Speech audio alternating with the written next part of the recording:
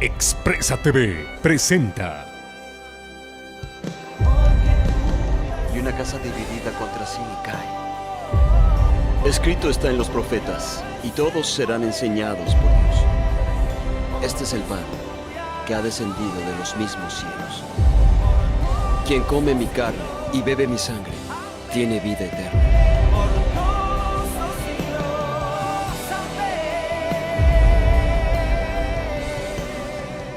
Un gusto saludar a cada uno de ustedes que amablemente nos abren las puertas de su hogar a través de la pantalla, a participar de este programa Palabra de Vida. Estamos en Expresa TV.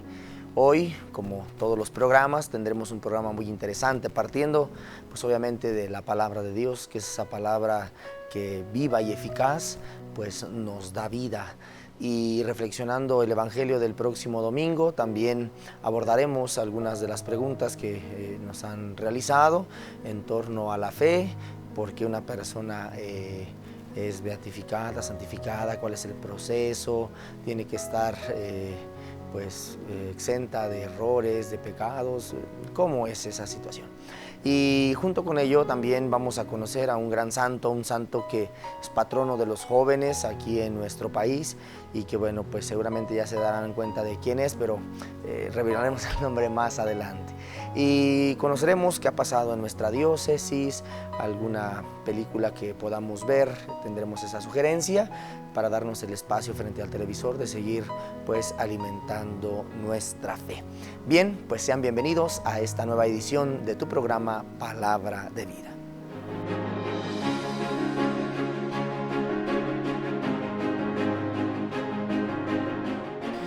Del Santo Evangelio según San Lucas.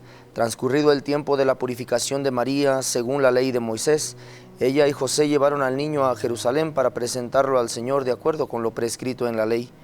Todo primogénito varón será consagrado al Señor, y también para ofrecer, como dice la ley, un par de tórtolas o 2 pichones. Vivía en Jerusalén un hombre llamado Simeón, varón justo y temeroso de Dios, que aguardaba el consuelo de Israel. En él moraba el Espíritu Santo, el cual le había revelado que no moriría sin haber visto antes al Mesías del Señor. Movido por el Espíritu fue al templo, y cuando José y María entraban con el niño Jesús para cumplir con lo prescrito por la ley, Simeón lo tomó en brazos y bendijo a Dios, diciendo: Señor, ya puedes dejar morir en paz a tu siervo según lo que me habías prometido, porque mis ojos han visto a tu Salvador, al que has preparado para bien de todos los pueblos, luz que alumbra a las naciones y gloria de tu pueblo Israel. El padre y la madre del niño estaban admirados de semejantes palabras. Simeón los bendijo, y a María, la madre de Jesús, le anunció: Este niño ha sido puesto para ruina y surgimiento de muchos en Israel, como signo que provocará contradicción, para que queden al descubierto los pensamientos de todos los corazones. Y a ti una espada te atravesará el alma. Había también una profetisa, Ana, hija de Fanuel, de la tribu de Aser. Era una mujer muy anciana. De joven había vivido 7 años casada y tenía ya 84 años de edad. No se apartaba del templo ni de día ni de noche, sirviendo a Dios con ayunos y oraciones. Ana se acercó en aquel momento, dando gracias a Dios, y hablaba del niño a todos los que aguardaban la liberación de Jerusalén. Una vez que José y María cumplieron todo lo que prescribía la ley del Señor, se volvieron a Galilea, a su ciudad de Nazaret. El niño iba creciendo y fortaleciéndose, se llenaba de sabiduría, y la gracia de Dios estaba con él. Palabra del Señor. Gloria a ti, Señor Jesús.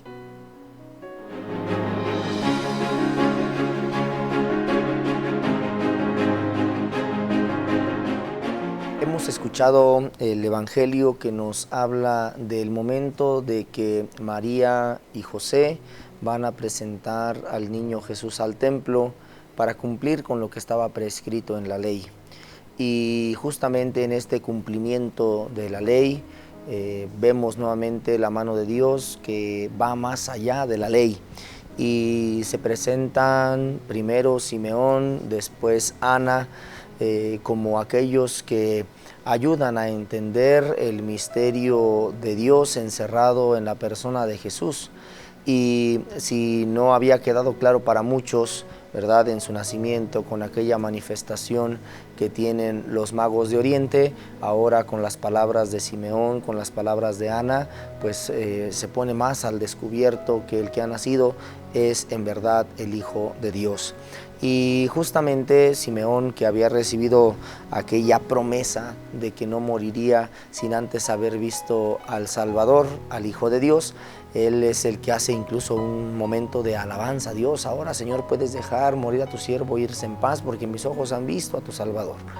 Y viene una enseñanza muy interesante, aquel que has puesto como luz para alumbrar a las naciones. Y de hecho, pues el 2 de febrero, ahora que coincide con este domingo, pues nosotros tradicionalmente lo celebramos como el Día de la Candelaria, es decir, el Día de la Luz. Eso significa candela, luz.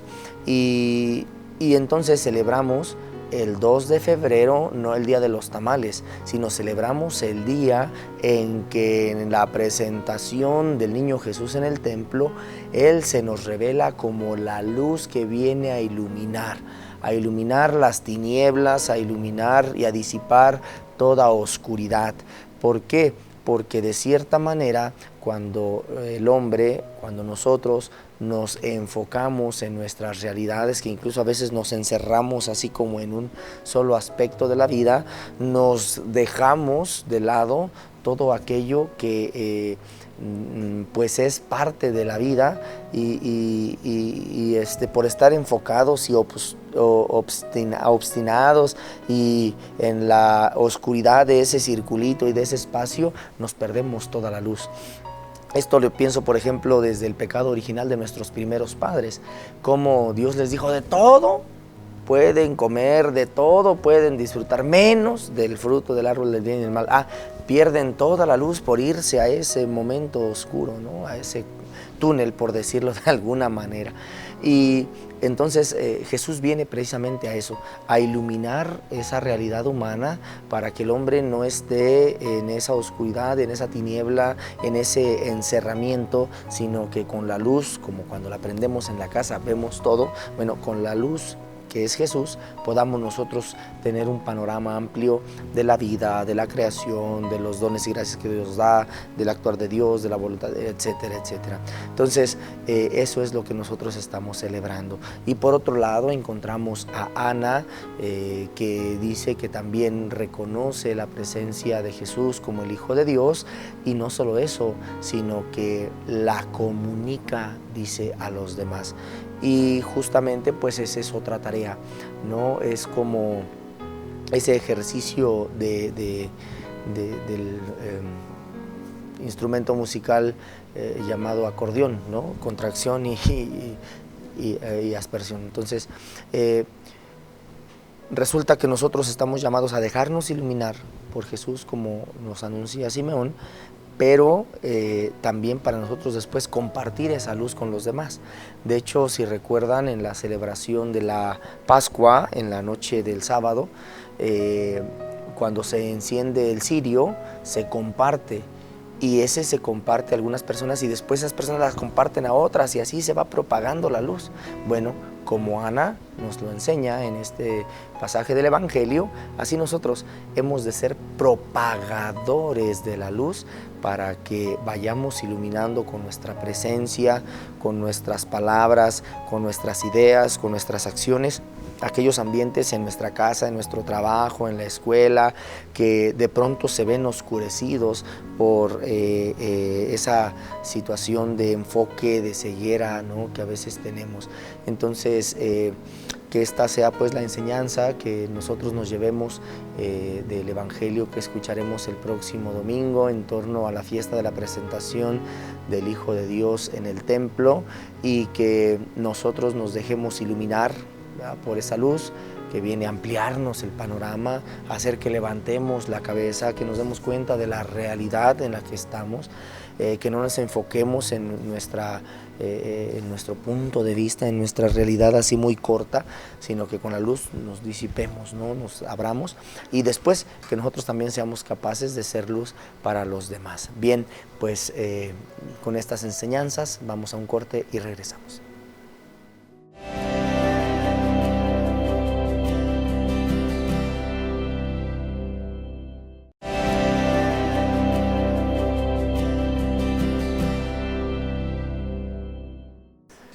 Gracias por continuar con nosotros en este su programa Palabra de Vida. Bien, pues aunque ya de cierta manera en el Evangelio nos adentrábamos un poco al tema del Día de la Candelaria, ahora diremos algún otro aspecto importante, sobre todo desde la parte de la fe de nuestra tierra. Y es que pues en general en nuestra zona y en todo México celebramos este día como un día especial, un día que incluso lo conectamos, ¿no?, inmediatamente con la Navidad. Venimos celebrando la Navidad, después celebramos el día de la Epifanía, que es el Día de Reyes, y ese día, ¿no?, justamente tenemos la tradición de partir la rosca, en donde ahí dentro está una figura de un niño Dios, y que a quien le toca el niño Dios, ¿verdad?, ahí en su rebanada, pues tiene como la misión, el compromiso de después compartir los tamales en el 2 de febrero.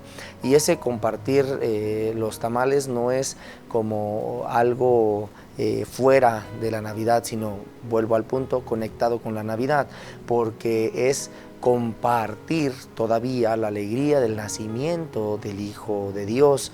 Y es que en la presentación del niño Jesús en el templo, lo que nos revela Simeón, aquel varón justo, es que Jesús es la luz que ilumina. Por eso incluso también parte de nuestra tradición no solamente es reunirnos como familia y compartir los tamales en algún momento de la jornada, sino como familia ir a misa y llevar algunas veladoras que pues por tradición prendemos en nuestra casa, alguna imagen de Jesús, alguna imagen de la Virgen, alguna imagen de los santos. Y esa luz precisamente nos anuncia la presencia de Dios ahí en la familia, en la casa. ¿Por qué?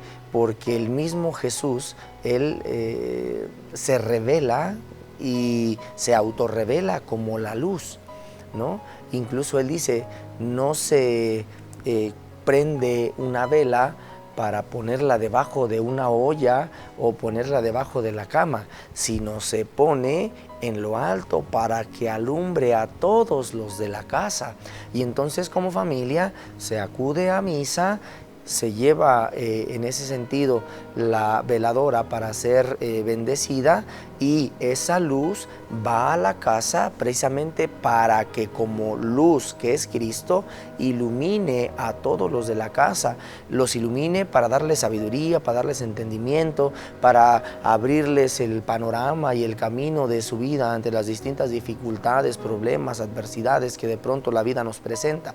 Entonces por eso es no solo los tamales, sino también participar en la misa para bendecir la veladora, aquella que incluso pues nuestras mamás o nosotros mismos, nuestros papás o alguien cuando está en una situación de dificultad la prende, ¿verdad?, para que sea esa luz, Cristo, el que me ilumine ante esa dificultad, cómo salir de ahí. Entonces esto es lo que celebramos el Día de la Candelaria. No perdamos de vista entonces esa conexión con la Navidad, no perdamos de vista que además de compartir los tamales y la alegría todavía por el nacimiento de Jesús, está también el acudir a la Santa Misa para presentar nuestras veladoras y que esas las tengamos en casa para encenderlas en todo momento, de manera especial cuando estamos envueltos en alguna dificultad o problema, para que sea Cristo, luz del mundo, quien nos ilumine. Y llevarnos, como decíamos también en el Evangelio y lo reiteramos ahora, la tarea de ser nosotros también luz para los demás. Luz que ilumine las realidades en donde nosotros nos encontremos, con nuestras ideas, con nuestras palabras y con nuestras acciones.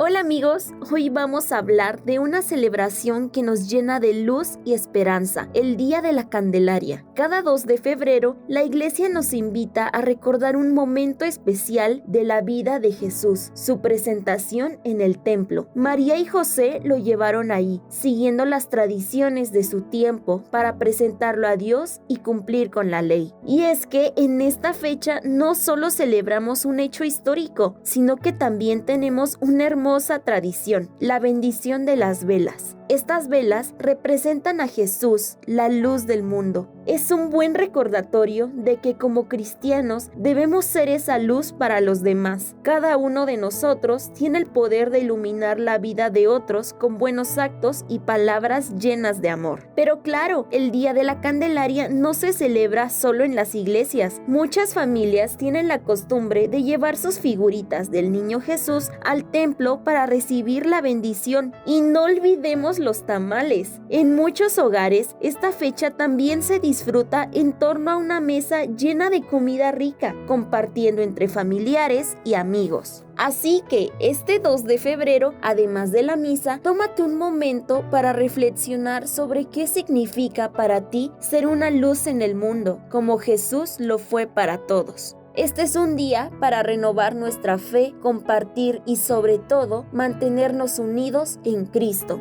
Que esta fiesta de la Candelaria te traiga paz, bendiciones y mucha luz en tu vida.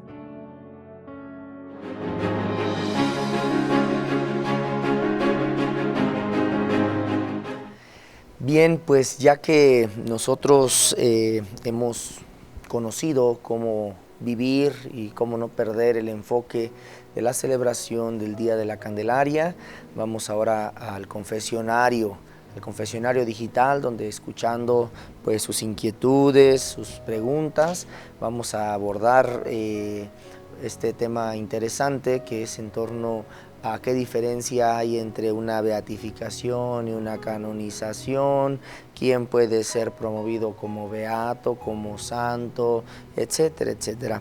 Bien, a esto pues diremos primero de manera general, todos, después de recibir el llamado de Dios a la vida,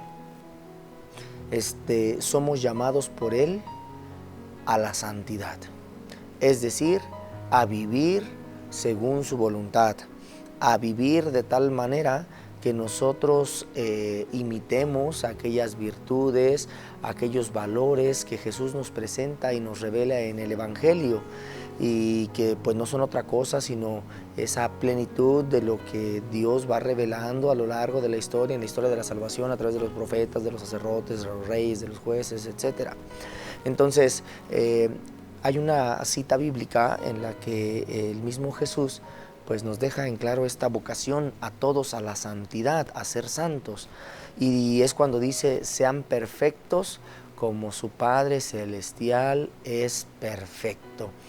Dios, por medio de su Hijo Jesucristo, nos invita a que nosotros, ¿verdad?, vivamos así, de tal manera que reflejemos con nuestra vida los valores, los principios que Dios nos va dando a través de su palabra.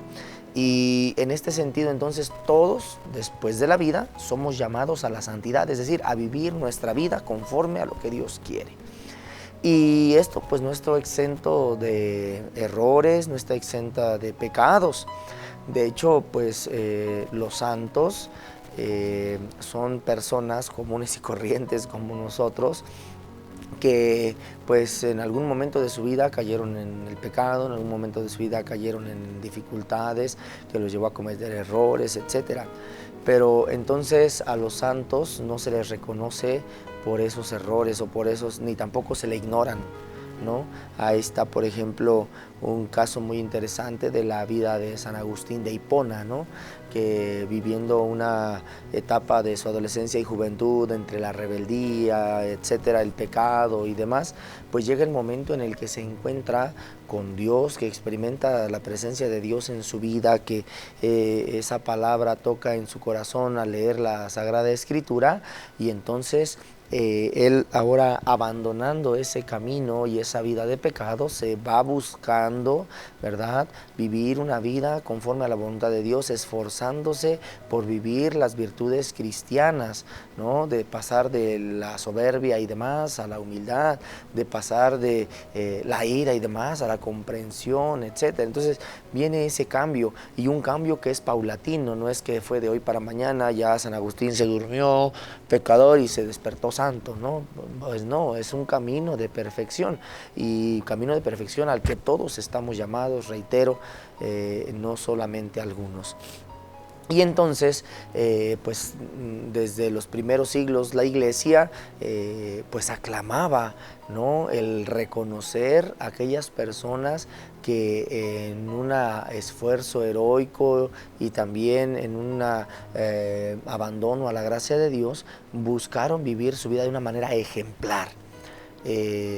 Entonces, pues en las comunidades cristianas, ¿no?, las personas reconocían, como lo seguimos reconociendo ahora, sobre todo en las comunidades todavía pequeñas donde se conocen todos, dicen, esta persona es intachable, es íntegra, sobre todo cuando son adultos mayores, ¿no?, reconocen la integridad de su vida, su entrega a la comunidad, cómo buscó siempre ayudar a salir adelante a la comunidad, cómo vivió a lo mejor en su familia, etcétera. Entonces, bueno, pues así mismo la comunidad cristiana en sus primeros siglos reconocía a aquellas personas y pedía que toda la comunidad los reconociera, les aplaudiera, ¿no?, ese esfuerzo heroico. Y entonces, con esa conciencia de que ya estaban en la presencia de Dios, los consideraban como personas a las cuales había que imitar, es decir, pues esa virtud que él vivió de Cristo, nosotros también podemos imitar cómo lo vivió en su realidad concreta de la familia, del trabajo, de la sociedad.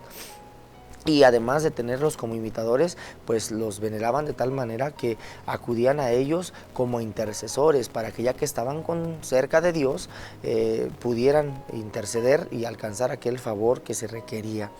Ya después la iglesia va tomando toda una estructura en donde se establece una comisión específica para la causa de los santos, y entonces aquellas personas que la comunidad, ¿verdad?, en su voz de fe pide que sea reconocida, este grupo de personas, ¿verdad?, considerada así la Congregación para la Causa de los Santos, es la que se encarga de ir a entrevistar a las personas que conocieron a aquel santo, etcétera, ¿no?, para tener pues las herramientas, hacer un discernimiento y ver si efectivamente puede ser proclamado como santo. Reitero, no por sus pecados y sus errores, ni tampoco, ¿verdad?, ignorándolos, sino tienen situaciones en donde su vida ha sido una vida heroica, tienen situaciones en las que esa persona es reconocida por la comunidad, e incluso hay situaciones ya donde aquella persona a la cual se le pidió un favor por ese reconocimiento que la comunidad le hace, lo ha alcanzado de Jesucristo, y entonces aquellos milagros pues también son considerados como parte de los requisitos, por decirlo de alguna manera, que se requieren para que la Congregación de la Causa de los Santos pueda proclamar o promover, ¿verdad?, a una persona en ese carácter. Y son 4 los niveles por los que atraviesa una persona en su promoción de santidad. Primero, se le considera como siervo de Dios, y como siervo de Dios es desde que empieza la causa. Después, ya cuando va avanzando la causa, se le reconoce como alguien venerable. Y después viene ya 2 momentos que son, digámoslo así, el reconocimiento ya público y proclamado, en este caso por el Papa, de su beatificación o canonización. Entonces, el primer paso, siervo de Dios; segundo, venerable; tercero, beato, ¿ya? Alguien agradable, alguien grato a los ojos de Dios, alguien grato a los ojos de la comunidad, es el beato. Y después ya ahora sí viene la canonización, que es el ser santo. Entonces, beatificación y canonización no son iguales, se diferencian en el grado en el que a la persona se le conoce en referente a la promoción a la santidad. Primero como beato, después como santo, aunque pues ya va en ese mismo sentido de una proclamación oficial por parte del Papa de la Iglesia de estas personas para toda la Iglesia. Entonces, eso en el sentido de la santidad, de la canonización, de la beatificación, de cómo una persona pues puede ser promovida, como la Iglesia siempre lo ha hecho. Entonces, como a manera de conclusión, recordar, todos estamos llamados a la santidad. En esa relación con Dios en la oración, en esa relación con Dios a través de la Sagrada Escritura, en esa relación con Dios escuchándolo en el prójimo, estamos llamados a buscar vivir en nuestra vida aquellas virtudes que Dios nos invita, las virtudes evangélicas, los principios y valores evangélicos, para que nuestra vida sea eso, un reflejo de esa santidad de Dios en los demás hermanos, ¿verdad? Y que a nosotros pues primero nos alcance la salvación, y también que nosotros con nuestra vida podamos acercar esa santidad de Dios a los demás. Y justamente en ese conocimiento de los santos, hoy vamos a conocer a un gran santo, que pues es querido por muchos, llamado incluso Joselito, San José Sánchez del Río, patrono de los adolescentes y jóvenes en nuestro país. Conozcamos su vida, conozcamos su historia, conozcamos a este gran santo.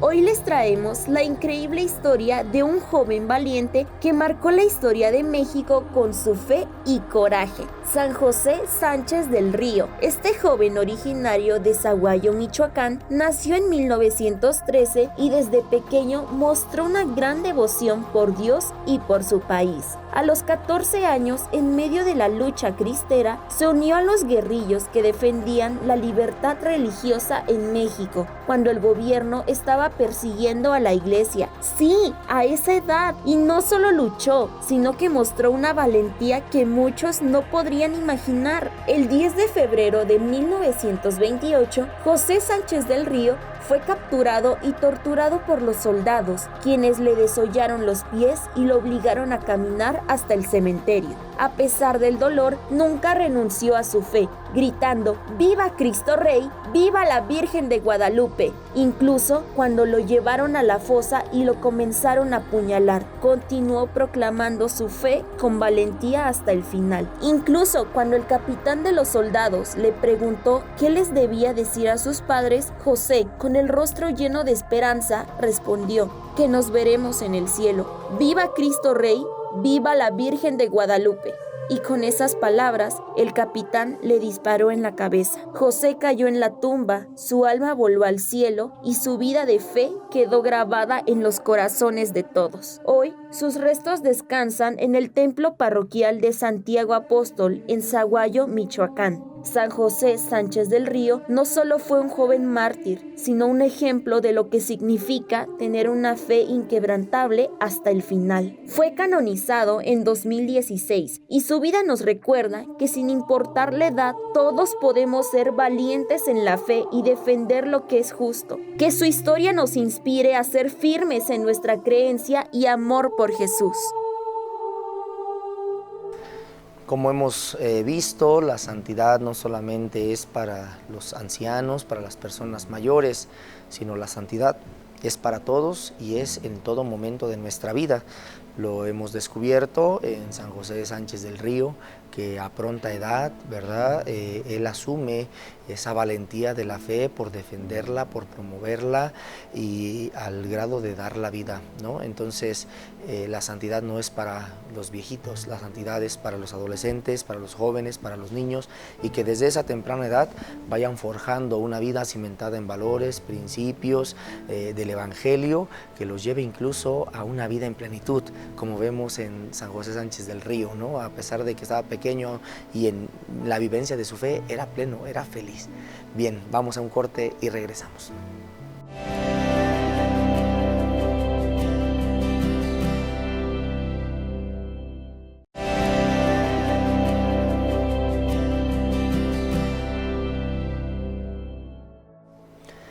Muchos momentos de nuestra vida nos llevan a tener el miedo, a tener ansiedad, y justamente porque pues a veces las realidades en las que vivimos pues nos causan el miedo y ante la inseguridad, por ejemplo, nos causan el miedo ante pues los retos, los desafíos que de pronto nos desbordan.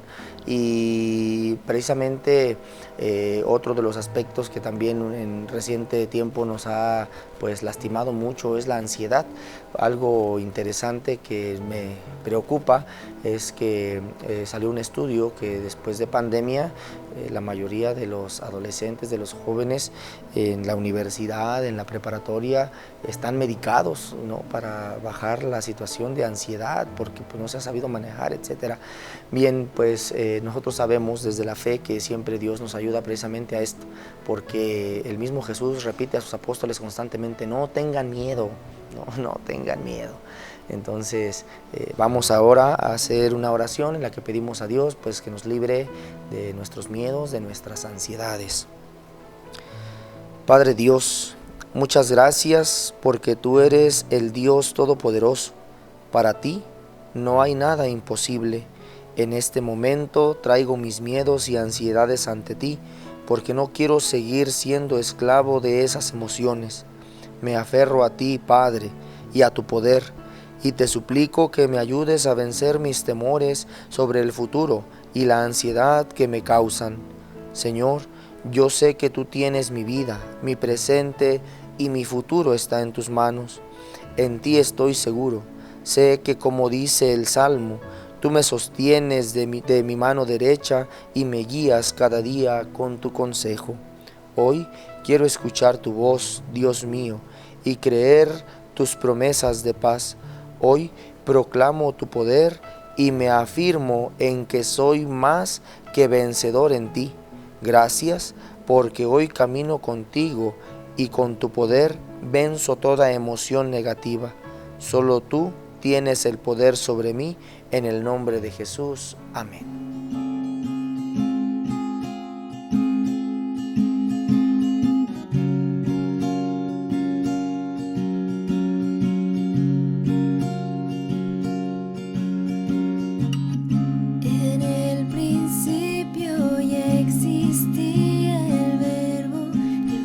Estaba con Dios,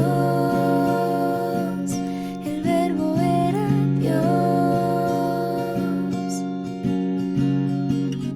Lo que hemos contemplado, del escribimos del autor, el Señor, el verbo de vida.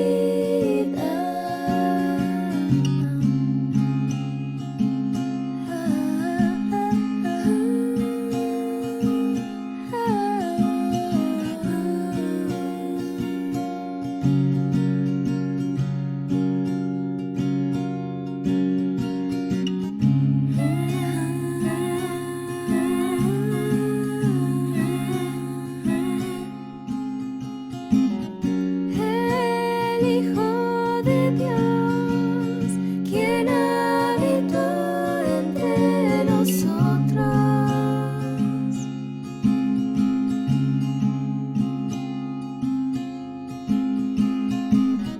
El Verbo se encarnó para venir y darnos salvación.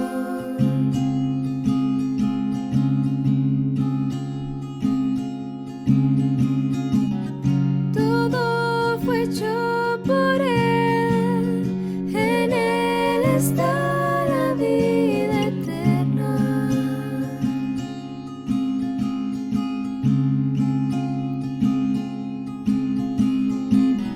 Él se manifestó, el Dios eterno nos amó.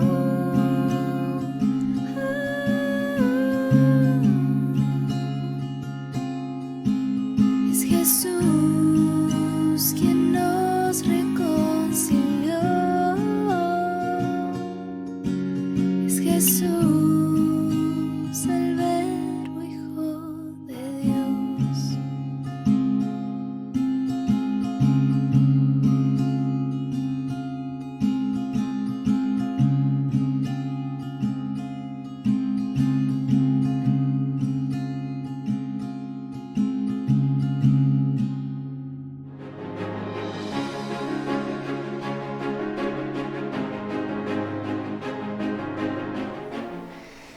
Vamos ahora a conocer un templo muy bonito en Puebla. Puebla pues es una de las sedes donde pues primero se fue acuñando la fe, ¿no? Es de las primeras diócesis que se fueron fundando en nuestro país. Entonces tiene una gran tradición, no solamente desde la parte cultural, sino también desde la parte arquitectónica. Vamos en este momento a conocer el templo de Santa María en Puebla, que bueno, pues nos alude a esa belleza que nos conecta con la divinidad y donde nos motiva a pedir la intercesión siempre de la Virgen María. Puebla, tierra bendecida con maravillas arquitectónicas, alberga en San Andrés Cholula una verdadera joya, la iglesia de Santa María Tonantzintla, considerada la máxima expresión del barroco indígena en México. Declarada Monumento Histórico de México en 1933, este templo es un testimonio del arte y la fe que unieron las culturas indígena y católica. Su nombre, Tonantzintla, significa lugar de nuestra madrecita y recuerda cómo los antiguos mesoamericanos veneraban a Tonantzin, diosa de la fertilidad y el maíz. Con la llegada de los españoles, su devoción se fusionó con la de la Virgen María, donde, dando origen a Santa María Tonantzintla, dedicada a la Purísima Concepción de María. El interior de esta iglesia es un espectáculo único. Su exuberante decoración combina caritas de ángeles morenos, niños con penachos, frutos mexicanos como maíz, guayabas y chiles, todo en un cielo donde la fe indígena y católica se entrelazan. Los detalles de sus muros y cúpulas, moldeados en barro y paja, fueron pintados con oro, reflejando el cielo de Tlaloc y episodios bíblicos como la Anunciación y la coronación de la Virgen. Cada rincón de este templo es un recordatorio de amor y la fe de los pueblos indígenas, quienes dedicaron su arte a la Virgen María. En el altar principal se encuentra la Inmaculada Concepción, símbolo de pureza y mediación divina. La fiesta patronal es el 15 de agosto, Día de la Asunción de María. Es un momento especial para la comunidad. Con alfombras de arena de colores y una feria tradicional, los fieles celebran la subida al cielo de la Virgen María, quien intercede por nosotros ante Dios. Santa María Tonantzintla es más que un templo, es un puente entre dos mundos y un testimonio de la grandeza de nuestra fe. Visítala y déjate maravillar por su esplendor.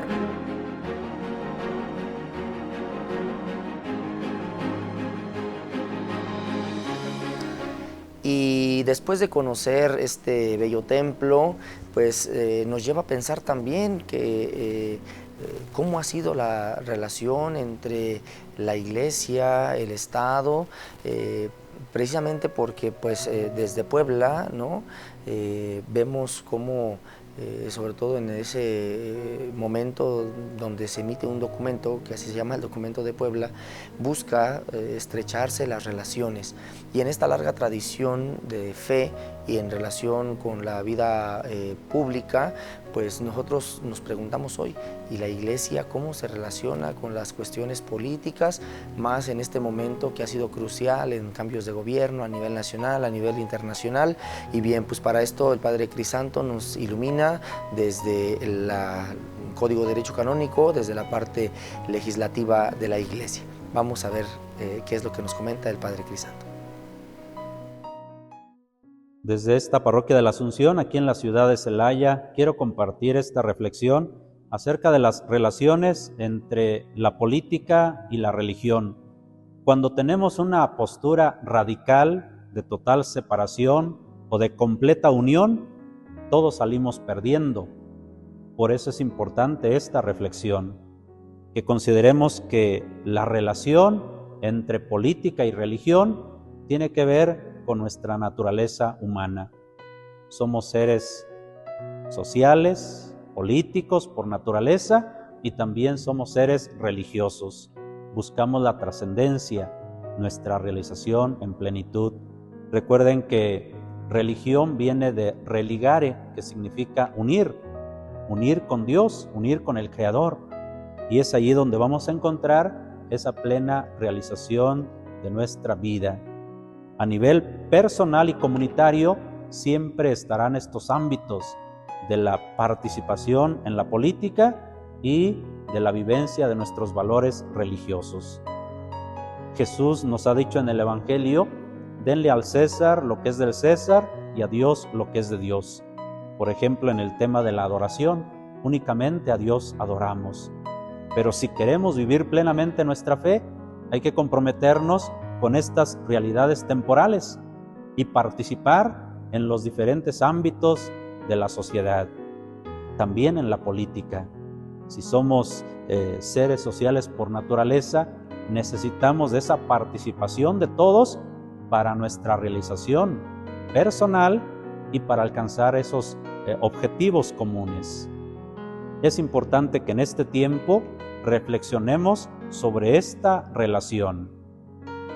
Podemos decir que es una relación complementaria, la política y la religión. Son ámbitos diferentes, tienen sus límites, tienen su alcance, pero son complementarios por esa necesidad de las personas para vincularse entre sí y con Dios. Uno de los temas más importantes para reflexionar en este tiempo es la libertad religiosa. Que las personas tengan esa libertad de profesar su fe, sus valores. Y cuanto más si se trata de los valores del Evangelio, que es una bendición para todos. La Iglesia tiene esa misión de anunciar a Jesucristo resucitado, de llevar esa buena noticia de la salvación para todos. Y esos valores que encontramos en el Evangelio, pues nos permiten construir nuestra vida. Si queremos hablar de los derechos humanos, de las comunidades, del bien común, podemos considerar los valores del Evangelio, lo que Jesús nos ha dejado como una herencia: el amor a Dios, el amor al prójimo, el cumplimiento de los mandamientos, nos permite garantizar la vida en comunidad. Para realizarnos plenamente, necesitamos participar en el ámbito de la política, especialmente cuando se trata de las elecciones y de los proyectos comunitarios.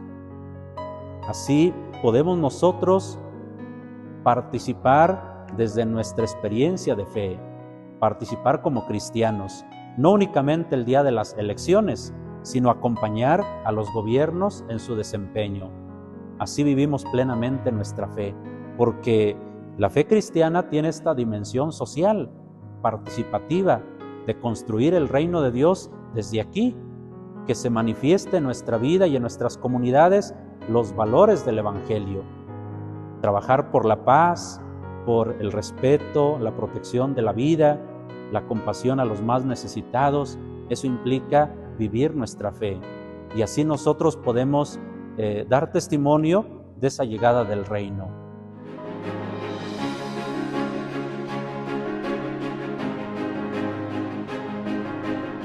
En la parte de las noticias, pues siempre tenemos noticias que nos llevan a ver los retos y los desafíos que nos presenta la sociedad, el contexto en el que vivimos, ¿no? La inseguridad, etcétera.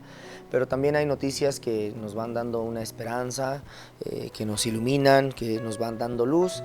Y pues en la diócesis de Celaya, los comunicadores han vivido un encuentro de formación, y atendiendo a la publicación que hace la Comisión de Comunicación de la diócesis, leo la siguiente nota que pues da mucha luz y mucha esperanza precisamente para seguir comunicando la fe.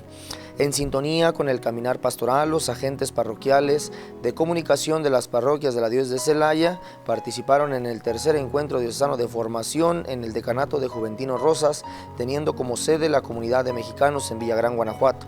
Esto el día 26 de enero. Más de 100 personas procedentes de 32 parroquias acudieron para así participar en este encuentro. Después del momento de oración, bajo la guía temática de personas preparadas en pastoral para la comunicación, se iniciaron con exposiciones que ayudaron a comprender mejor lo que significa y lo que debe comunicar el agente de esta pastoral.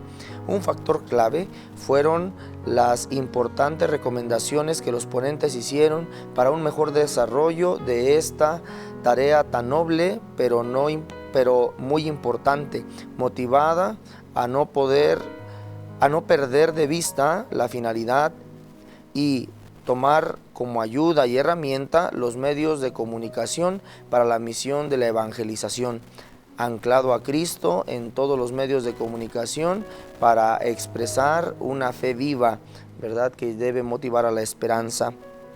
El momento para concluir los trabajos y agradecer a Dios llegó con la celebración eucarística que presidió el vicario general.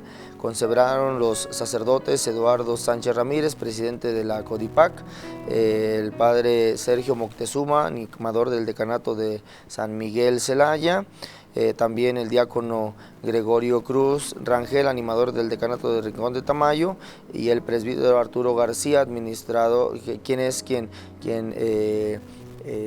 se encarga del periódico Redes. También el padre Miguel Méndez, que es el párroco del lugar y que fue quien prestó el ministerio del canto.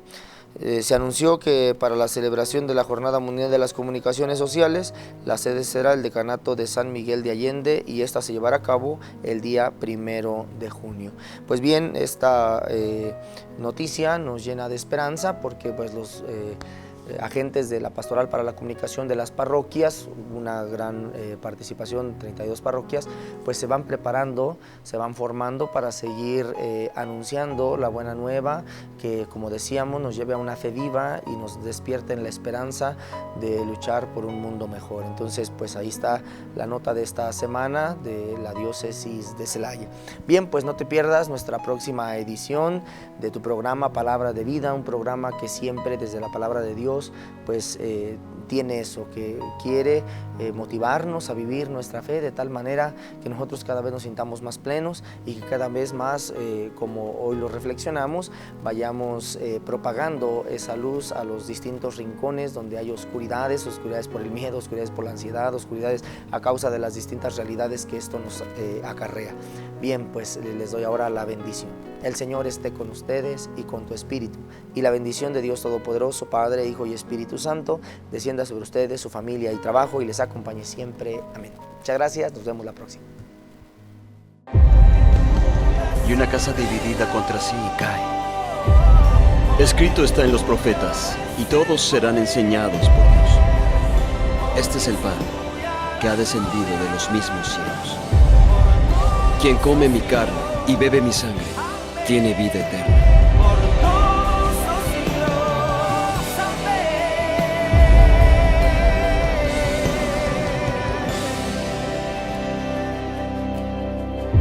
Expresa TV presentó